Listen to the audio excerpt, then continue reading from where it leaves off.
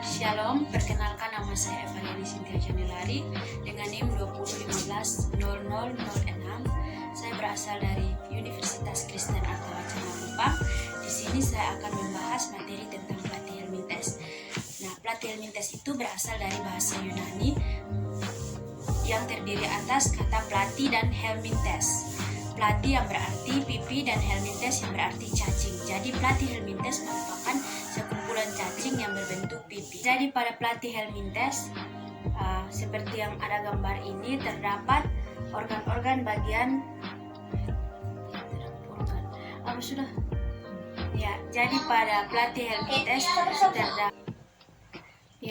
pada Platyhelminthes tubuhnya terdapat bagian-bagian yang pertama oceli atau yang kita kenal dengan bintik mata, yang kedua adalah struktur telinga, yang ketiga ganglion saraf, yang keempat rongga gastrovaskular, yang kelima tali saraf samping, yang keenam ruang faring, ketujuh mulut, kedelapan faring, dan kesembilan saraf melintang. Pada Platyhelminthes terdapat struktur tubuh yang berbentuk pipis seperti daun, seperti yang terdapat pada gambar ini. Platyhelminthes juga memiliki sistem pencernaan yang masih sederhana. Pada Platyhelminthes, makanan akan ditangkap melalui tonjolan faring yang berada di tengah ventral tubuhnya. Makanan yang sudah ditangkap akan masuk langsung ke usus yang bercabang-cabang untuk dimakan. Hasil pencernaan makanan akan beredar ke seluruh tubuh dan sisa pencernaan makanan akan dikeluarkan kembali melalui faring. Karena pada Platyhelminthes belum terdapat anus. Platyhelminthes juga mempunyai sepasang mata atau bintik mata yang peka terhadap cahaya. Platyhelminthes bersifat hermafrodit karena ovarium dan testisnya berada dalam satu individu, tetapi proses pematangannya tidak dalam waktu yang sama sehingga terjadi perkawinan silang.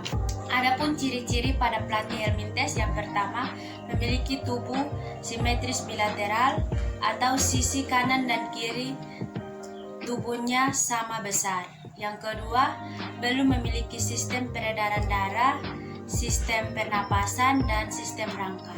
Yang ketiga, belum memiliki rongga tubuh sehingga golong hewan asolomata. Yang keempat, merupakan hewan tripoplastik yang terdiri dari 3 lapis, yaitu lapisan ekstoderm, lapisan mesoderm, dan lapisan endoderm. Yang kelima, sistem pencernaan makanan berupa rongga gastrovaskular. Yang keenam, memiliki sistem saraf berupa tangga tali. Yang ketujuh, alat ekskresi basel api. Selanjutnya, sistem reproduksi pada Platyhelminthes yaitu secara aseksual dan seksual. Sistem reproduksi secara aseksual yaitu dengan cara membelah diri seperti yang ada pada gambar di samping ini. Yang pertama, membelah diri dengan cara membelah dua tubuhnya sehingga membentuk seperti cabang dan nantinya akan berpisah dan membentuk dua individu baru. Yang kedua, ada membelah diri secara vertikal, yaitu dari satu Platyhelminthes akan membelah menjadi 3, bagian kepala, bagian tengah, dan bagian ekor. Pada bagian masing-masing tubuh Platyhelminthes yang sudah terpotong ini, dan kepala, tengah, dan ekor akan menumbuhkan kembali bagian tubuh yang terpotong dan akan menjadi individu baru. Jadi pada pemotongan tubuh pada Platyhelminthes ini dikenal dengan proses fragmentasi, dan itu merupakan reproduksi secara aseksual.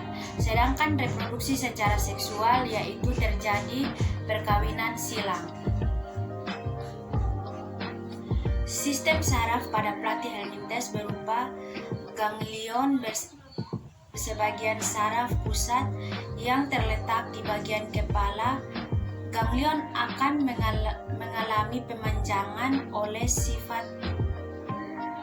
sifat tepi ke posterior. Antara kedua saraf tepi tersebut akan dihubungkan oleh cabang-cabang saraf yang melintang sehingga tersusun sarafnya seperti tangga, sehingga disebut saraf tangga tali seperti yang ada pada gambar di sini.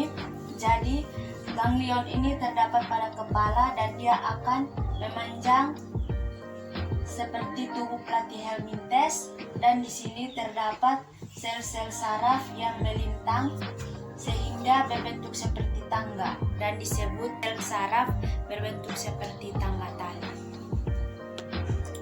Selanjutnya adalah habitat platyhelminthes. Platyhelminthes itu hidup di air tawar, air laut, tempat yang lembab, atau parasit pada organisme lain.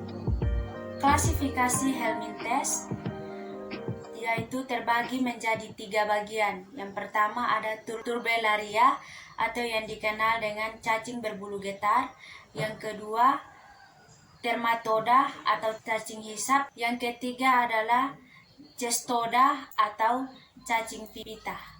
Manfaat platyhelminthes yaitu ada kerugian dan keuntungan. Yang pertama, keunggulan dari platyhelminthes yang pertama, makin bertambah dan bervariasi modernitas animalia di Indonesia. Selanjutnya, salah satu kelas Turbellaria yakni Planaria sp yang digunakan sebagai indikator air bersih dan makanan bagi ikan. Yang ketiga, platyhelminthes sebagai indikator biologi. Adapun kerugian yang disebabkan oleh platyhelminthes yang pertama dapat menyebabkan cacing pada hati ternak. Yang kedua, Conortus sinensis atau sinersis, cacing pada hati manusia.